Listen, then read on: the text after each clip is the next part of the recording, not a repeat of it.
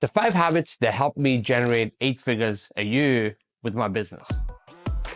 There's a lot of BS out there that talks about ice baths, cold stuff, and you're not going to hear any of that stuff here from me. But I want to share some of the things I do every single day that just get me into a good routine. These are the 5 habits that I recommend you take to get to $10,000 a month and beyond. Now look, there's a lot of stuff out there, especially from these big gurus that talk about ice baths, meditation, journaling. You're not going to hear any of that from me. I'm just going to give you straight advice on what I do every single day that's helped me generate 8 figures a year online with just one single business. I know a lot of you are out there looking to get the right routine, the right habits to help you really generate the money that you want to earn online. So I'm going to share with you today the 5 habits that I kind of really go through every day that help me stay focused, help me achieve my goals, and really help me keep in this kind of good rhythm to achieve everything that I really set my mind to. So the first thing that you really want to talk about is the bedtime. Most people talk about the wake up time, finding that extra hour, getting into that stuff, but you can't do that if you're only doing 4 hours sleep, 5 hours sleep. That stuff will eat into you over a long-term period. So what I focus on more than waking up time is the going to bed time. You've probably gone through this yourself where you just regularly getting up every day at 7 o'clock to get to work, and one time you go out on a night out, you get to bed at 4 a.m., but you still wake up at 7 a.m. Now, the key here is always going to bed on time, because you're just gonna wake up on time normally. So what you need to do is you need to focus on getting the right amount of sleep versus just what time you wake up. So for me, I'm always looking to get to bed way before 10 o'clock, and then I'm looking to get up at 6. And my body clock, doesn't matter where I am in the world, will instantly wake up at 6 o'clock. If I'm on a plane, or I'm traveling, or I've changed time zone, my body will honestly go to that time and just wake up. Doesn't matter if I had 2 hours sleep or 10 hours sleep, my body is gonna go to that 6 o'clock. So really focus on setting an alarm for when you should go to bed versus the time you should wake up. Now, number 2, this is probably one of the main ones for me, is to hydrate. Too many people out there aren't actually putting the electrolytes or drinking enough water, period, in the day. A lot of you are probably sitting at your desk or doing your work and not putting enough liquid that truly hydrates you. Now I'm not talking about drinking soda or Coke or pop, whatever you call it. I'm talking about generally putting the right hydration into your body to make sure that your mind can focus without getting all blurred. The number one thing that I realize when I get a little bit of brain fog, it's normally that I've drunk too much coffee. As I walk to go and get my coffee at the house, because I've been drinking, I'm trying to get my 8th cup of the day and haven't put enough water into my system. So make sure that you have a good routine of putting enough hydration into your body. Look at the electrolytes as a way to increase that, and that will put you in a good spot.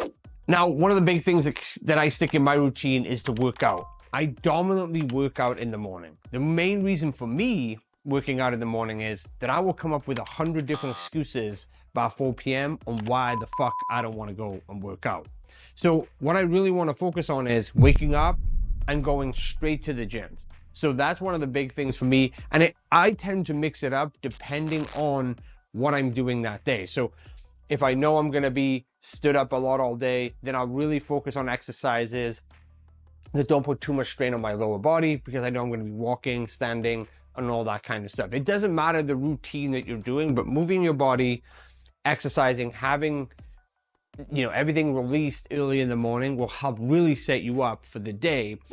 And that really gives you an instant win, an instant gratification, because your body knows, your mind knows that moving it, exercise, plays a huge part in keeping yourself sharp and making sure that your body is fully fit for the stress, the strain that comes on. Because a lot of people don't realize is that stress really affects the way that you process food, the way that your mind works. Everything like that really comes down to a lot of stress. Now, if your body is in the best shape that it can be, it can process stress a lot better, and then it doesn't affect the other things day to day.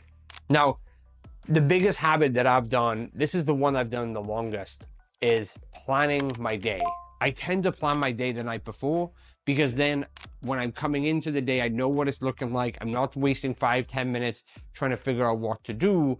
I basically do that the night before. Right at the end of the day, I look at the stuff I couldn't get done that day, move it to the next one, and then plan the 3 to 4 tasks that are high level that get me moving, right? And sometimes as your company grows, you actually want to start planning your team's day. So for me, one of my key people is my assistant, and then I have a basically right-hand man in the marketing department that I really kind of work with and let them manage the team. So I will put 2 to 3 things on their list every single night that they need to wake up and get done, so it helps me achieve what I want to do. Now, one of the big things here that I really want to talk about that's a little bit different to what I'm talking about is the way that you do the work. So one of the big things that I do every single day is that I make sure I reply to all my emails, that I get into support, that I reply to my contacts, that I reach out to people to build my network. One of the biggest things for me is really focusing on developing relationships that push me up to the next level. This is a true shortcut in the power of business. So a lot of you are sitting out there really starting to figure out what kind of business model you want to look at. It could be service-based, it could be drop shipping, e-commerce, whatever it is. You could even be looking to start a brick and mortar. Without relationships, you're going to constantly run into roadblocks. I'm talking about, I will constantly reach out to senators in my area, congressmen. I will reach out to the big business guys over here. I'll reach out to then other people around the world to get the information that I need. And I'll just slowly build a relationship with them. And one of the things that I'm always looking for is, what can I offer them that generates the conversation? So that's one of the big things too, is I'm looking to deliver something for them pretty much straight away, like have a reason to reach out. So really having that in your day-to-day on building relationships, if that's with your customer base, with clients, with people in the area, or just people that you admire. It doesn't matter who it is. If you're out here and you're buying products from people, reaching out and replying to those emails that come in can play a huge part down the line to a shortcut in your business.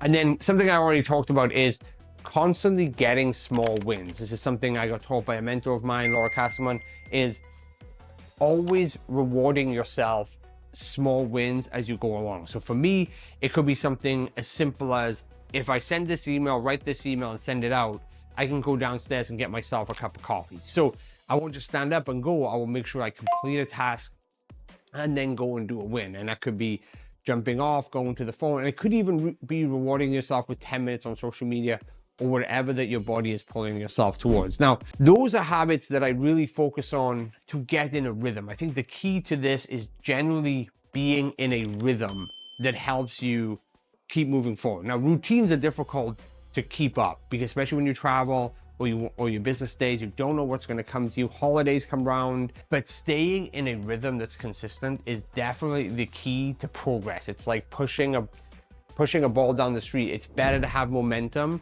than to stop and then having to push a big rock again. So subscribe, like the channel if you enjoyed the video, and if you need anything, I'll always be here. And remember, momentum and me will be your best friend. Hey, I hope you liked the video. Don't forget to like and subscribe, let YouTube know that you like this video and can show it, and I can help more people. And don't forget, me and momentum will always be your best friend.